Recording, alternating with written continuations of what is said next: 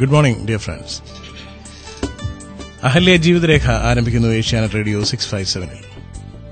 ജീവിതരേഖയിൽ ഇന്ന് നമ്മളോടൊപ്പമുള്ളത് ഗൾഫ് മലയാളികളുടെ പ്രിയങ്കരനായ ശ്രീ കെ വി ശംസുദ്ദീൻ സാറാണ്.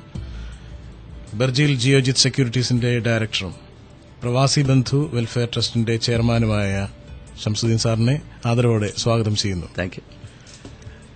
എന്തൊക്കെയാണ് സാർ വിശേഷങ്ങൾ? ഇന്ന് ഇന്ത്യൻ മാർക്കറ്റിനെ സംബന്ധിച്ച് പറയുകയാണെങ്കിലും ലോക ഓഹരി കമ്പോളത്തെപ്പറ്റി പറയുകയാണെങ്കിലും വളരെ വേദനാജനകമായ ഒരു സാഹചര്യം കണ്ടുകൊണ്ടിരിക്കുകയാണ്. ഞാനിവിടെ വന്ന് ഇരുന്ന ഏതാനും നിമിഷം മുമ്പ് 1000 പോയിന്റ് താഴ്ന്നതായിട്ട് BSE ഇൻഡെക്സ് എനിക്ക് കാണുവാൻ സാധിച്ചു. ഇപ്പോൾ 995 പോയിന്റ് താഴ്ന്ന് 26,370 നിൽക്കുകയാണ്. അതേസമയം NSE 319 പോയിന്റ് താഴ്ന്ന് 7,980 നിൽക്കുകയാണ്. കഴിഞ്ഞ ദിവസം ചൈനയുടെ ഇൻഡെക്സായ ഷാങ്കായ് 9% താഴേക്ക് വന്നത്. ഇതിന്റെ പ്രധാന കാരണം ലോകം മുഴുവനുള്ള കഴിഞ്ഞ ദിവസം തന്നെ നമ്മൾ കണ്ടു. ഇന്ന് രാവിലെ മറ്റുള്ള മുമ്പ് ഓപ്പൺ ചെയ്ത ബോംബെ സ്റ്റോക്ക് എക്സ്ചേഞ്ചിന് മുമ്പ് ഓപ്പൺ ചെയ്ത എല്ലാ മാർക്കറ്റുകളും കുത്തനെ താഴെ വന്നിരിക്കുകയാണ്.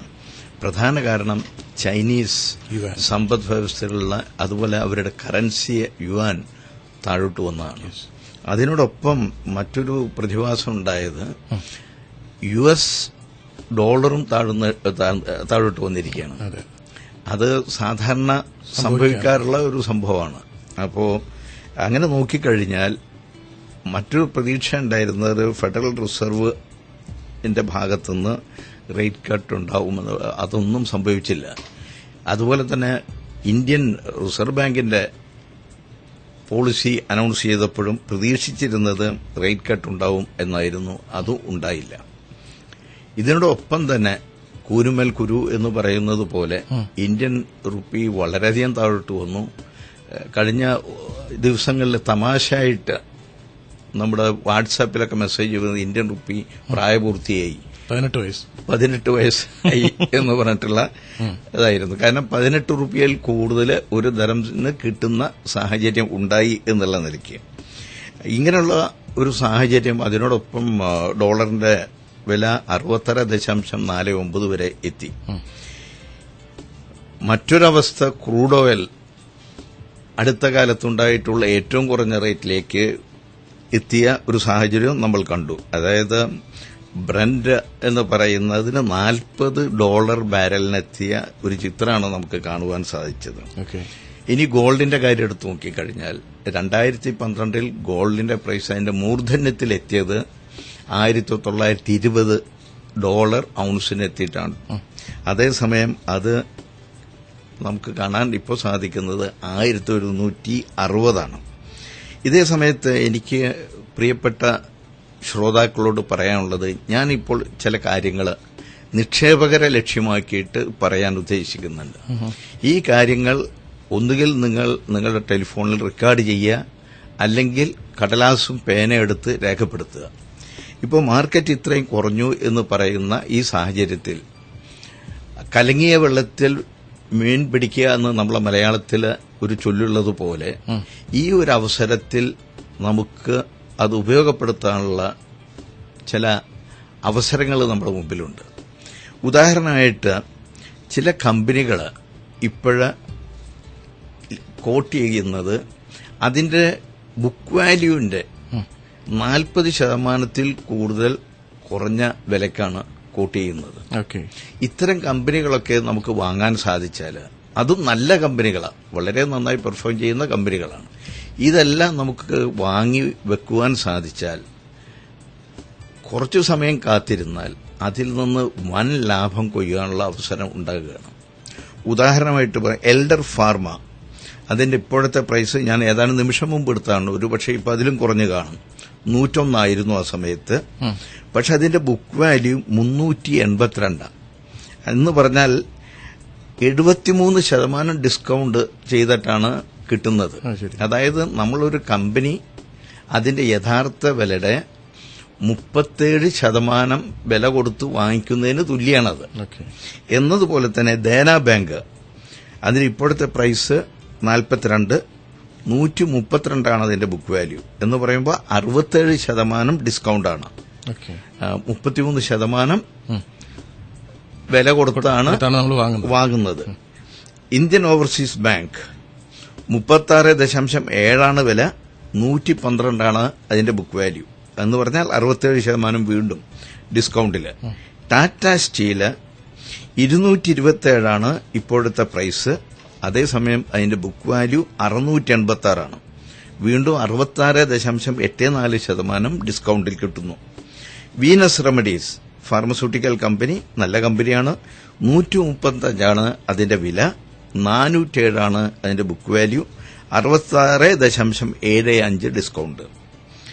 ബാങ്ക് ഓഫ് ഇന്ത്യ 158.2 ഇപ്പോഴത്തെ വില, 472 അതിന്റെ ബുക്ക് വാല്യൂ എന്ന് പറയുമ്പോൾ വീണ്ടും 66.51 ഡിസ്കൗണ്ട്. GNFC ഇന്ത്യയിലെ പ്രമുഖമായിട്ടുള്ള ഫെർട്ടിലൈസർ നിർമ്മാണ കമ്പനിയാണ്, ഗുജറാത്ത് ബേസ്ഡ് ആയിട്ടുള്ള കമ്പനിയാണ്, 58.15. ആ കമ്പനി ആരംഭിച്ച കാലം മുതൽ ഒരു വിഘ്നവും വരുത്താതെ നിരന്തരം ഡിവിഡന്റ് കൊടുത്തുകൊണ്ടിരിക്കുന്ന കമ്പനിയാണ്. 160 അതിന്റെ ബുക്ക് വാല്യൂ, 63% ഡിസ്കൗണ്ടിൽ ലഭിക്കുന്നു. ഓറിയന്റൽ ബാങ്ക്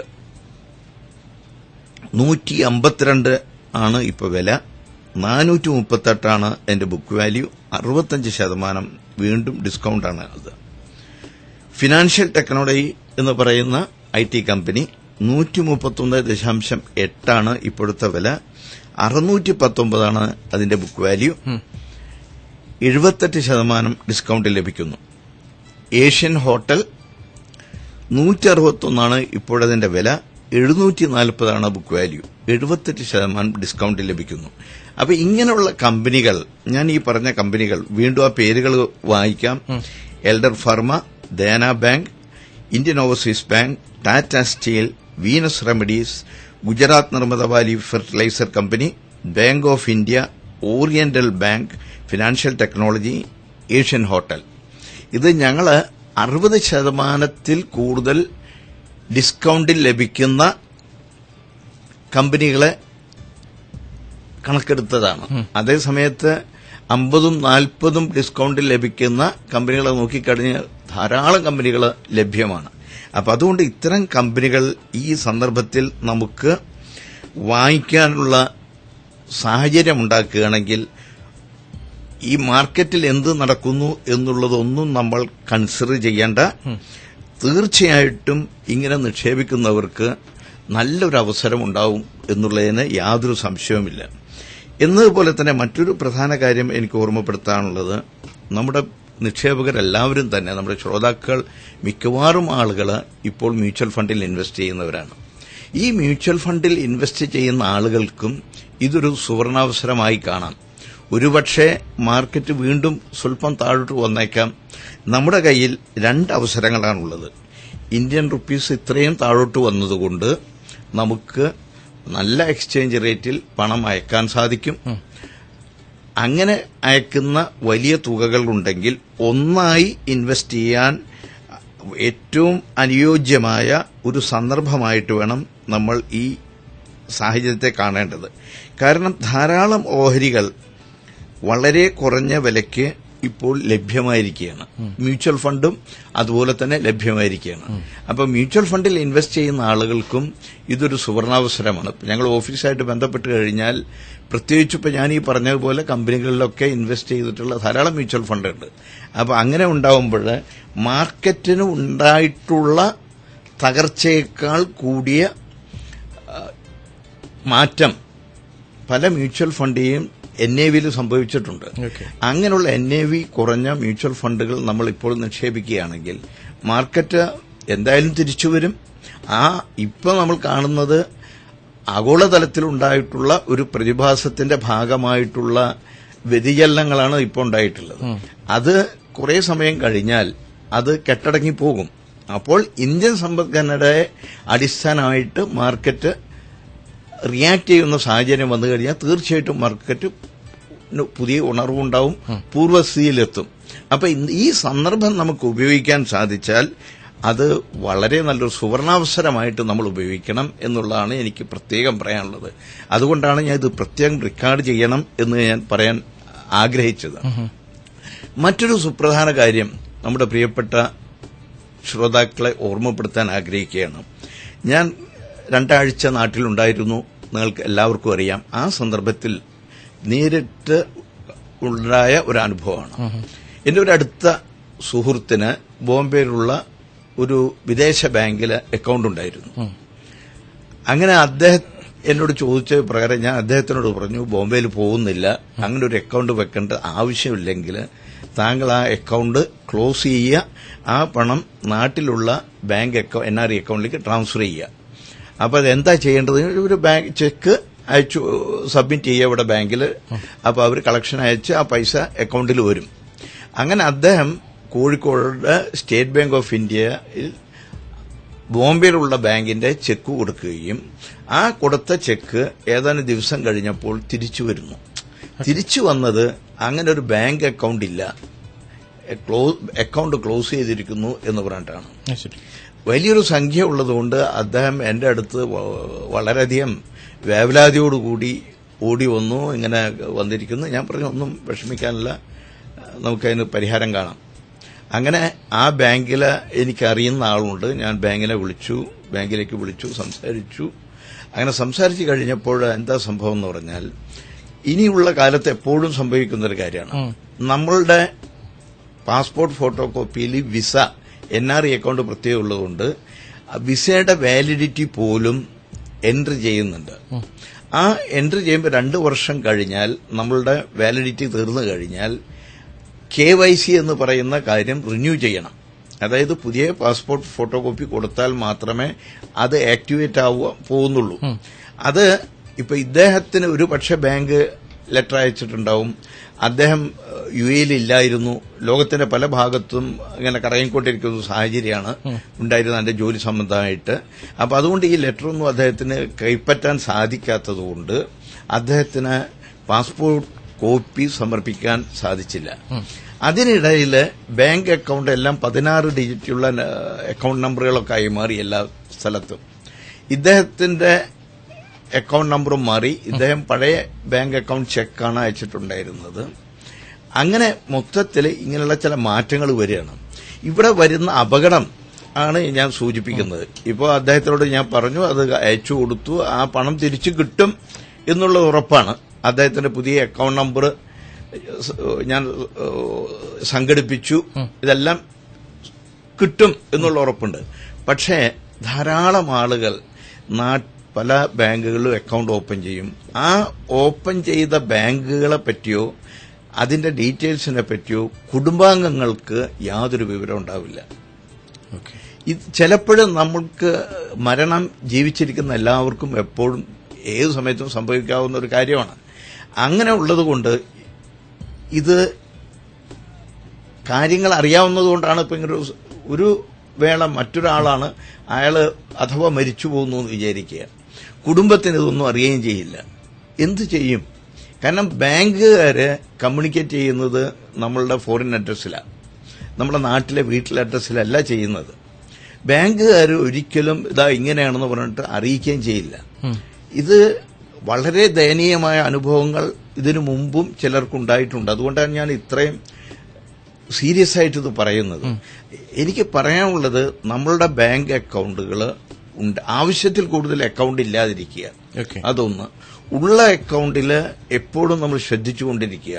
ഇന്ന് എല്ലാ ബാങ്കുകൾക്കും ടെലിഫോണിൽ മെസ്സേജ് വഴി കമ്മ്യൂണിക്കേറ്റ് ചെയ്യാൻ സാധിക്കും. അതിനുള്ള സംവിധാനം ഉണ്ടായിരിക്കുക. അപ്പൊ ബാങ്കിൽ എന്തെങ്കിലും ട്രാൻസാക്ഷനോ എന്തെങ്കിലും നടക്കുന്നുണ്ടെങ്കിൽ നമ്മളറിയാം. അപ്പൊ ഇതെല്ലാം ശ്രദ്ധിക്കുന്നതിനൊപ്പം തന്നെ നമ്മളുടെ ബാങ്കിനായിട്ട് നിരന്തരം ബന്ധപ്പെട്ടുകൊണ്ടിരിക്കുക. ചിലപ്പോൾ ഏതെങ്കിലും ഒരു ചെക്ക് കൊടുത്ത് നമ്മളെ മറ്റൊരു ബാങ്കിലേക്ക് ട്രാൻസ്ഫർ ചെയ്യുക, അല്ലെങ്കിൽ ഇതിൽ നിന്ന് മറ്റൊരു ബാങ്കിലേക്ക് ട്രാൻസ്ഫർ ചെയ്യുക. ഇങ്ങനെയൊക്കെ ചെയ്തു കഴിഞ്ഞാൽ എന്തു സംഭവിക്കും? നമ്മുടെ അക്കൌണ്ട് ആക്റ്റീവായിട്ടിരിക്കും. ഇവിടെ ജീവിച്ചിരുന്ന 1955 മുതൽ ഇവിടെ ജീവിച്ചിരുന്ന ഒരു വ്യക്തി 1976 ഗവൺമെന്റ് സർവീസിൽ നിന്ന് ഒഴിവായി നാട്ടിലേക്ക് പോവുകയും അദ്ദേഹത്തിന്റെ കയ്യിലുള്ള ഭീമാമായ ഒരു സംഖ്യ കോയമ്പത്തൂരുള്ള ബാങ്കിൽ ഡെപ്പോസിറ്റ് ചെയ്തു. അദ്ദേഹത്തിന്റെ കുടുംബത്തെ ഇത് അറിയിച്ചില്ല. ഡെപ്പോസിറ്റ് ചെയ്ത റെസീറ്റ് പലരും സേഫ് കസ്റ്റഡിയിൽ ബാങ്കിൽ വെക്കും. അങ്ങനെ അദ്ദേഹം വെച്ചു. 3 വർഷം കഴിഞ്ഞപ്പോൾ അദ്ദേഹത്തിന് അസുഖം വന്നു. അദ്ദേഹം നിര്യാതനായി. അദ്ദേഹത്തിന്റെ ഒരു കൊച്ചുമകൻ, അദ്ദേഹത്തിന് 55 വയസ്സിലാണ് കുട്ടി പിറന്നത്. അദ്ദേഹം 60 വയസ്സിലാണ് അവിടുന്ന് പോകുന്നത്. ആ കൊച്ചുമകൻ ജീവിച്ചത് മറ്റുള്ളവരുടെ സഹായം കൊണ്ടാണ്. കാരണം ഇത്രയും വലിയൊരു സംഖ്യ ഉണ്ടായിട്ടും അത് അനുഭവിക്കാൻ ആ കുടുംബത്തിന് സാധിച്ചില്ല. 55 മുതൽ ഇവിടെ ജീവിച്ച കാലഘട്ടം ഒന്ന് ഓർത്തു നോക്കുക. അങ്ങനെയുള്ള നിർഭാഗ്യകരമായ അവസ്ഥ പ്രവാസികൾക്കുണ്ടായിട്ടുണ്ട്.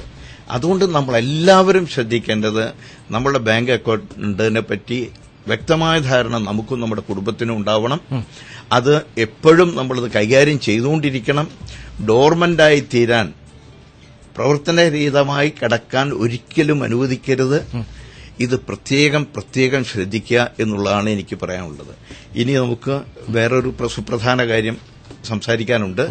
അതും ഓരോ പ്രവാസിയും സശ്രദ്ധം കേൾക്കേണ്ട ഒരു വിഷയമാണ്. നമുക്കൊരു ഇടവേളയ്ക്ക് ശേഷം. അഹല്യ ജീവിതരേഖയിൽ ഇന്ന് നമ്മളോടൊപ്പം ഉള്ളത് KV ഷംസുദ്ദീൻ സാർ. കഴിഞ്ഞ മാസം നാട്ടില് ക്ലാസുകൾ ഉണ്ടായിരുന്നല്ലോ. പ്രവാസികളുടെ കുടുംബാംഗങ്ങൾക്ക് വേണ്ടിയിട്ടുള്ള ക്ലാസുകൾ എവിടെയൊക്കെയായിരുന്നു? അത് 3 സ്ഥലത്താണ് നടത്തിയത്. തളിക്കുളം, പേരാമ്പ്ര, കട്ടക്കൽ എന്ന് പറഞ്ഞ 3 സ്ഥലത്താണ്. ഇതില് എപ്പോഴും നാട്ടിൽ ക്ലാസ് നടത്തുമ്പോൾ ഏറ്റവും കൂടുതൽ ഉണ്ടാവുക സ്ത്രീകളാണ്. 3 സ്ഥലത്തും കൂടി 650 സ്ത്രീകളും 90 പുരുഷന്മാരും ആയിട്ട് 740 പേരാണ് പങ്കെടുത്തത്. ഈ സാധാരണ ക്ലാസ് നടത്തുമ്പോൾ, ഇവിടെ ക്ലാസ് നടത്തുമ്പോൾ ഉണ്ടാവുന്നതിന്റെ വ്യത്യസ്ത രൂപത്തില് നിങ്ങളുടെ ഗൃഹനാഥൻ ഗൾഫിൽ പോയതുകൊണ്ട് നിങ്ങളുടെ ജീവിത നിലവാരം ഉയർന്നോ എന്ന് ചോദിക്കും. ഈ 710 പേരിൽ 30 പേർ മാത്രമാണ് ഉയർന്നില്ല എന്ന് ഉത്തരം നൽകിയത്. മറ്റുള്ള 710 പേരും പറഞ്ഞത് ഉയർന്നു എന്നുള്ള ഉത്തരമായിരുന്നു. അതിൽ എത്ര പേർ പുതിയ വീട് വെച്ചിട്ടുണ്ട് ഗൾഫിൽ പോയതിനു ശേഷം എന്ന് ചോദിച്ചപ്പോൾ 740 490 പേരും പുതിയ വീട് വെച്ചവരാ. പകുതിയിലധികം. അവരോട് മറ്റൊരു കാര്യം ചോദിച്ചത്, നമുക്ക് പ്രവാസികൾക്ക് വളരെ പ്രധാനപ്പെട്ട ഒരു കാര്യമാണ്. നിങ്ങൾ സസന്തോഷം ഇവിടെ ജീവിക്കുന്നു, നല്ല മനോഹരമായ വീടുണ്ട്, 3-4 സുഭിക്ഷമായ ഭക്ഷണം, നല്ല വസ്ത്രം, ഏറ്റവും ഉന്നത നിലവാരത്തിലുള്ള ചികിത്സാ സൌകര്യം, ഇതെല്ലാം പ്രവാസികളുടെ കുടുംബങ്ങൾക്ക് ലഭിക്കുന്ന കാര്യങ്ങളാണ്. ഇങ്ങനെല്ലാം ഉണ്ടാവുമ്പോൾ നിങ്ങളിൽ എത്ര പേർ നിങ്ങൾക്ക് ഈ സൌകര്യം ഒരുക്കി തന്ന പ്രവാസികൾ ലീവിൽ വരുന്ന സമയത്ത് ഞങ്ങൾ എങ്ങനെ സുഖമായി ജീവിക്കുന്നു, നിങ്ങളുടെ ജീവിതമൊക്കെ എങ്ങനെയാണ് എന്നുള്ളത് അന്വേഷിച്ചിട്ടുള്ളതെന്ന് ഞാൻ ചോദിച്ചപ്പോൾ 740 പേരില് വെറും 80 പേര് മാത്രമാണ് അങ്ങനെ അന്വേഷിച്ചിട്ടുണ്ട് എന്ന് ഉത്തരം നൽകിയത്. അത് വലിയ അത്ഭുതമാണ്. അതെ, കാരണം ഇങ്ങനെ ഞാൻ അവരോട് പറഞ്ഞു, നിങ്ങളത് ചോദിച്ചിട്ടില്ലെങ്കിൽ നന്ദികേടല്ലേ എന്നാണ് ഞാൻ അവരോട് ചോദിച്ചത്. കാരണം ഇത്രയും സൌകര്യങ്ങളൊക്കെ ഒരുക്കി തന്ന അതെ, അതിന്റെ സോഴ്സ് ആയിട്ടുള്ള ആളുകൾ വന്നാൽ അവരോടൊരു മര്യാദ ഉണ്ടല്ലോ ചോദിക്കാൻ എന്നുള്ള, അത് ചോദിച്ചിട്ടില്ല. അപ്പോൾ ഞാൻ അവരോട് പറഞ്ഞു, ഈ ഒരു അവസ്ഥയിൽ എനിക്ക് അറിയേണ്ടത് നിങ്ങൾക്ക് അയച്ചു തരുന്ന പ്രതിമാസ സംഖ്യ അതിൽ നിന്ന് എത്ര പേർക്ക് സമ്പാദിക്കാൻ സാധിക്കുന്നുണ്ട് എന്തെങ്കിലും. അപ്പോൾ കൈ ഉയർത്തിയത് 80 പേരെ. ഇത് ഞാൻ ഒരു ക്വസ്റ്റ്യനർ വെച്ച് വിതരണം ചെയ്തിരുന്നു. അതിൽ കൂടെ കിട്ടിയിട്ടുണ്ട്, കൈ ഉയർത്തി ചോദിച്ചിട്ടും കിട്ടിയിട്ടുണ്ട്. ഒരുപക്ഷെ ഇവിടുത്തെ പ്രവാസികളുമായി ഈ അടുപ്പമുള്ളതുകൊണ്ട് സാറിന് ഇതിന്റെ ആൻസർ നേരത്തെ അറിയാമായിരുന്നു തോന്നുന്നില്ല അല്ലേ? അതെ, ഒരുവിധമൊക്കെ അറിയാം. പക്ഷെ ഇത്ര ആയിരിക്കും എന്ന് ഞാൻ ഒരിക്കലും ചിന്തിച്ചിട്ടില്ല. അപ്പോ 20 പേർ മാത്രമാണ് എന്തെങ്കിലും സമ്പാദിക്കുന്നുണ്ട് എന്ന് പറഞ്ഞ് 20 ആളുകൾ മാത്രം. 740 ആളുകളിൽ 20 പേരാണ് നമ്മൾ അയച്ചു കൊടുക്കുന്ന സംഖ്യയിൽ നിന്ന് സമ്പാദിക്കുന്നുണ്ട് എന്ന് പറഞ്ഞത്. ബാക്കിയെല്ലാം ചെലവഴിക്കുക. അതിനും ഉത്തരവുണ്ട്. ഒരു മാസം നമ്മൾ ഈ അയക്കുന്ന പണം എന്തിനാണെന്ന് ചോദിച്ചപ്പോൾ വീട്ടിലെ ചെലവിന്. അത് എപ്പോഴും എനിക്ക് ലഭിക്കുന്ന, ഇതിപ്പോ 55ാമത്തെ പ്രോഗ്രാമാണ് നടന്നത് നാട്ടില്. അതെ. അപ്പോ എപ്പോഴും കിട്ടുന്ന ഉത്തരം വീട്ടിലെ ചെലവിന്. അത് വളരെ ക്ലിയർ ആയിട്ടുള്ളതാണ്. അപ്പൊ ഒരു മാസം നിങ്ങൾക്ക് പണം വന്നില്ലെങ്കിൽ നിങ്ങൾ എന്ത് ചെയ്യും എന്നുള്ള ചോദ്യത്തിന് ഉത്തരം സ്വർണോ മറ്റോ കൊണ്ടുപോയി പണയത്തിന് വെക്കും, പണം കടമെടുത്ത് ചെലവ് ചെയ്യും എന്നുള്ളതാണ്. അയച്ചു കൊടുത്ത് തീർക്കും. ഞാൻ അവരോട് പറഞ്ഞു, നിങ്ങളുടെ ആവശ്യങ്ങൾ നിങ്ങൾ ഉന്നയിച്ചാൽ പ്രവാസിയായിട്ടുള്ള ഞങ്ങൾ ഒരിക്കലും നോ എന്ന് പറയാറില്ല. എങ്ങനെയെങ്കിലും അയച്ചു കൊടുക്കുക, കടമെടുത്തെങ്കിലും അയച്ചു കൊടുക്കുക എന്നുള്ളതാണ് സാധാരണ പ്രവാസികൾ ചെയ്യാറ്. അവരോട് നിങ്ങൾ എന്തിനാണ് അങ്ങനെയൊക്കെ ത്യാഗം ചെയ്യുന്നതെന്ന് ചോദിച്ച്, എന്തായാലും നമുക്കൊരു ജീവിതമല്ല ഇവിടെ, നമ്മുടെ കുടുംബമെങ്കിലും സന്തോഷത്തിൽ ജീവിക്കട്ടെ എന്നാണ് സാധാരണ പ്രവാസികൾ ഉത്തരം പറയാറ് എന്ന് അവരെ ഞാൻ ബോധ്യപ്പെടുത്തി. ഇനി മറ്റൊരു കാര്യം, ഏതെങ്കിലും കാരണവശാൽ ജോലി നഷ്ടപ്പെട്ട് വരികയാണെങ്കിൽ ജീവിക്കാൻ നമുക്ക് ഉള്ള സാമ്പത്തിക സൗകര്യം ഉണ്ടോ എന്ന് മക്കളോടോ സഹോദരനോടോ ഭർത്താവിനോടോ ചോദിച്ചിട്ടുണ്ടോ എന്ന് ചോദിച്ചാൽ അത് ചോദിച്ചതും വളരെ കുറഞ്ഞ പേരേ ഉള്ളൂ. 70 പേരാണ് ആ ചോദ്യം ചോദിച്ചിട്ടുള്ളത്. അപ്പൊ എനിക്കിവിടെ പ്രവാസികളോട് പറയാനുള്ളത്, നമ്മുടെ കുടുംബാംഗങ്ങൾക്ക് ഇതിലൊന്നും യാതൊരു ശ്രദ്ധയില്ല എന്നുള്ളതിന്റെ ദൃഷ്ടാന്തമാണ് നമുക്കിതിൽ നിന്ന് മനസ്സിലാവുന്നത് ഭൂരിഭാഗം പേർക്കും. അപ്പോൾ നമ്മൾ ചെയ്യേണ്ടത് അവരെ ഇതെല്ലാം ബോധ്യപ്പെടുത്തി കൊടുക്കേണ്ട ഉത്തരവാദിത്തം. ഞാൻ അവിടെ അങ്ങനെ ചോദിക്കുന്നെങ്കിലും അത് അവർ ചോദിക്കലല്ല വേണ്ടത്, നമ്മൾ വ്യക്തമായിട്ട് അവരെ ബോധ്യപ്പെടുത്തുക എന്നുള്ളത് നമ്മുടെ ഒരു കടമയായിട്ട് നമ്മൾ കാണേണ്ടതാണ്. ഞാൻ പിന്നീട് ചോദിച്ചത്, സാമ്പത്തിക സൗകര്യങ്ങളില്ലാതെ നാട്ടിലേക്ക് തിരിച്ചു വന്ന ആളുകളെ കണ്ടിട്ടുണ്ടോ, അവരെ ജീവിതം കണ്ടിട്ടുണ്ടോ എന്ന് ചോദിച്ചപ്പോൾ പലരും കൈ ഉയർത്തി പറഞ്ഞു. ഞാൻ അവരെ കൊണ്ട് അത് പറയിപ്പിച്ചു, എന്താണ് നിങ്ങൾ കണ്ടിട്ടുള്ള കാര്യങ്ങൾ. സാർ, ഇത് കേൾക്കുന്ന സമയത്തൊരു ചിന്ത വന്നത് എന്താണെന്നറിയോ, നാളെയോ അല്ലെങ്കിൽ ഇന്നോ ഇങ്ങനെ വിളിച്ചിട്ട് ഈ സാറ് ചോദിച്ച ക്വസ്റ്റ്യൻ ഞാൻ അവരങ്ങോട്ട് ചോദിക്കുകയാണെങ്കിൽ അപ്പൊ അവിടുത്തെ ഒരു ധാരണ വരും, ആരോ പുള്ളിയെ സ്ക്രൂ ചെയ്തിട്ടുണ്ട്. അതെ, ശരിയാ. അത് ശംസുദ്ദീൻ സാർ തന്നെയാണെന്നുള്ളത് നമുക്കേ അറിയുള്ളൂ. അതെ. അപ്പോ സാമ്പത്തിക സൗകര്യമില്ലാതെ തിരിച്ചു വന്ന് കഷ്ടപ്പെടുന്നവരെ കണ്ടിട്ടുള്ളൂ. ആ കൈ ഉയർത്തി അവരെ ഓരോ കഥകൾ അങ്ങ് പറഞ്ഞു. ആ കഥകൾ കേട്ടുകഴിഞ്ഞാൽ നമുക്ക്, എന്റെ ഹൃദയത്തിന് വളരെ ഷോക്ക് അവിടെ വെച്ച് കേൾക്കുമ്പോൾ. ഇവിടെ നമ്മൾ സ്ഥിരമായി കേൾക്കാറുള്ളതാണ്, പക്ഷെ അവിടെ വെച്ച് അത് കേൾക്കുമ്പോൾ വളരെ ഷോക്കിംഗ് ആയിട്ടുള്ളതാണ്. അപ്പൊ ഞാൻ അവരോട് പറഞ്ഞു, നിങ്ങൾ നാളെ ഇങ്ങനൊരവസ്ഥ നേരിട്ടാൽ നിങ്ങൾക്കും സംഭവിക്കാൻ പോകുന്നത് ഇതേ അവസ്ഥ. നിങ്ങളുടെ ഗൃഹനാഥൻ വേണ്ടത്ര സാമ്പത്തിക സൗകര്യമില്ലാതെ നാട്ടിലേക്ക് തിരിച്ചു വന്നാൽ നിങ്ങൾക്കും സംഭവിക്കാൻ പോകുന്നത് ഇത് തന്നെയാണ്. ഞാൻ അവരോട് പറഞ്ഞു, നിങ്ങളിൽ ബഹുഭൂരിപക്ഷം, അവർ നേരത്തെ ഞാൻ ചോദിച്ചിരുന്നു, നിങ്ങളിൽ എത്ര പേര് പ്രവാസി വിവാഹം കഴിച്ചവരുണ്ട് എന്ന് ചോദിച്ചപ്പോൾ ബഹുഭൂരിപക്ഷം ആളുകളും പ്രവാസിയായിരുന്നു വിവാഹം കഴിച്ചത്. അപ്പൊ അവരുടെ ജീവിതം, ഒരു കുടുംബ ജീവിതം ആരംഭിക്കുന്ന പ്രവാസിയുടെ ഭാര്യയായിട്ട്, മക്കൾ വളർന്ന് പ്രവാസിയുടെ സന്താനങ്ങളായി ഇങ്ങനെ വളർന്നു വരികയാണ്. അപ്പൊ ഒരു പ്രത്യേക ജീവിത ശൈലി തന്നെ അവർക്കുണ്ട്. അവരെന്നെ സമ്മതിക്കുകയാണ്, ഞങ്ങളുടെ ജീവിത നിലവാരം നാട്ടിലുള്ളവരെക്കാൾ കുറേയും കൂടെ ഉയർന്നതാണ്, ചെലവഴിക്കലൊക്കെ കുറേയും കൂടെ കൂടുതലാണെന്ന് അവരെന്നെ സമ്മതിക്കുന്നുണ്ട്. അങ്ങനെ ഇത് സംസാരിച്ചതിന്റെ ഫലമായിട്ട് ഞാൻ പറഞ്ഞു, ഇവിടുത്തെ ജീവിതം എന്താണെന്ന് അവർക്കൊന്ന് പറഞ്ഞു കൊടുത്തു.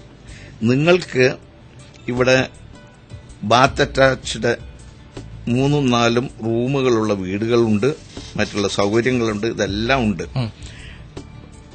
ഇത് ഉണ്ടാക്കി തന്ന വ്യക്തി ഗൾഫിൽ ജീവിക്കുന്നത് ഒരു റൂമിൽ 10 പേരായിട്ടാണ് അന്തി ഉറങ്ങുന്നത്. അതും നിങ്ങൾക്ക് മൾട്ടി സ്റ്റോറി വീട്, 1-2 ഫ്ലോർ ഉയരമുള്ള വീടുകളാണ്. അവിടെ ഉറങ്ങുന്നത് മൾട്ടി സ്റ്റോറി ബെഡിലാണ്. അതെന്താണെന്ന് വിശദീകരിച്ചു കൊടുത്തു. നിങ്ങൾക്ക് 4 നേരം സുഭിക്ഷമായ ഭക്ഷണം നിങ്ങൾ കഴിക്കുന്നുണ്ടെങ്കിൽ അവിടെ ഒരു വെള്ളിയാഴ്ച ഒരു ദിവസം ഒഴിവ് കിട്ടിയാൽ തൃപ്തിയായിട്ട് ഒരു ഭക്ഷണം കഴിക്കാനുള്ളൊരു അവസരം ഉണ്ടാവുള്ളൂ. അത് ഭക്ഷണം കഴിക്കുന്നത് ശേഷിയില്ലാത്തതുകൊണ്ടല്ല, അതിന് അവസരം കിട്ടുന്നില്ല എന്നുള്ളതാണ് ഇവിടുത്തെ സ്ഥിതി. ഇതെല്ലാം പറഞ്ഞ് മനസ്സിലാക്കി കൊടുത്തപ്പോൾ പലരും കണ്ണീർ ഒഴുക്കുന്നതായിട്ട് എനിക്ക് കാണുവാൻ സാധിച്ചു. ഞാൻ അവരോട് ചോദിച്ചു, നിങ്ങളുടെ ഭാവിക്ക് വേണ്ടി ഒന്നും മാറ്റിവെച്ചില്ലെങ്കിൽ കാര്യങ്ങൾ അപകടമാണ്. ഇപ്പോ എത്രയോ ആളുകൾക്ക് ജോലി നഷ്ടപ്പെടുന്നു. അങ്ങനെ നിങ്ങളുടെ ഗൃഹനാഥന് ജോലി നഷ്ടപ്പെട്ടിട്ടുണ്ടെങ്കിൽ 2 കാര്യം സംഭവിക്കാം. ഒന്നുകിൽ നാട്ടിലേക്ക് തിരിച്ചു വരേണ്ടി വരും, അല്ലെങ്കിൽ ഇപ്പോൾ കിട്ടുന്നതിനേക്കാൾ 20% ശമ്പളം കുറഞ്ഞുള്ള ജോലി കിട്ടാൻ പോകുന്നുള്ളൂ. ഇന്നത്തെ സാഹചര്യം അതാണ്, പലർക്കും സംഭവിക്കുന്നതാണ്. അങ്ങനെ വന്നു കഴിഞ്ഞാൽ ഒന്നുകിൽ നിങ്ങളുടെ വരുമാനം നിലയ്ക്കും, അല്ലെങ്കിൽ കിട്ടുന്നതിനേക്കാൾ കുറവ് മാസം പ്രതി കിട്ടുള്ളൂ. ഇങ്ങനെ ആയിക്കഴിഞ്ഞാൽ നിങ്ങൾ അവരോട് ഗൾഫിൽ നിന്ന് തിരിച്ചു പോരാൻ പറയോ അവിടെ നിൽക്കാൻ പറയോ എന്ന് ചോദിച്ചു. ഏക സ്വരത്തിൽ പറഞ്ഞത് എന്താണെന്ന് പറഞ്ഞാൽ, അവരവിടെ തന്നെ നിന്നോട്ടെ എന്ന് ഞങ്ങൾ പറയുള്ളൂ. ഇതൊക്കെ പറയുമ്പോൾ നമ്മൾ മനസ്സിലാക്കേണ്ടത്, ഇതിന് ഉത്തരവാദി രാജീവ് അവരല്ല, നമ്മളുടെ ഒരു റെസ്പോൺസിബിലിറ്റി ഉണ്ട്.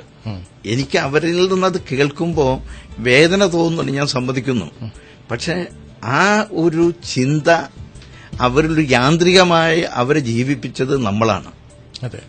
അതിന് പകരം നമ്മൾ നമ്മളുടെ യഥാർത്ഥ കാര്യങ്ങൾ അവരെ മനസ്സിലാക്കി കൊടുക്കുകയും, ഇതൊക്കെ ചെയ്തു കഴിഞ്ഞാൽ ഇത് സംഭവിക്കില്ല. ഇത് ഒരു സുഹൃത്തിനോട് ഞാൻ ഷെയർ ചെയ്തപ്പോൾ, ഒരു കമ്പനിയിൽ ജോലി ചെയ്യുന്ന ഒരാള് ഇവിടെ വളരെ ലളിതമായിട്ട് ജീവിക്കുന്ന ആളാണ്.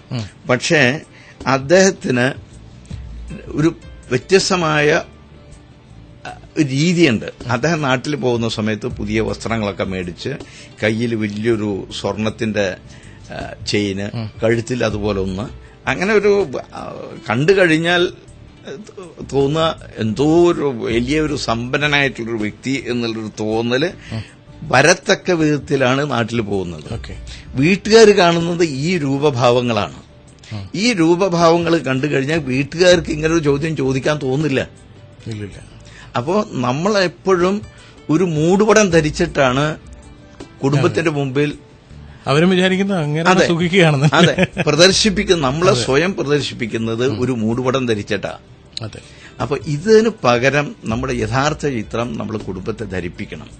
അങ്ങനെ ഇങ്ങനെ അവർ തിരിച്ച് വന്നാലും ഞങ്ങൾ ജീവിക്കും, കുറഞ്ഞാലും ഞങ്ങൾ അവിടെ നിൽക്കാൻ പറയുമെന്ന് പറയുമ്പോൾ ഞാൻ ചോദിച്ചു, എങ്ങനെ നിങ്ങൾക്കത് സാധിക്കുക?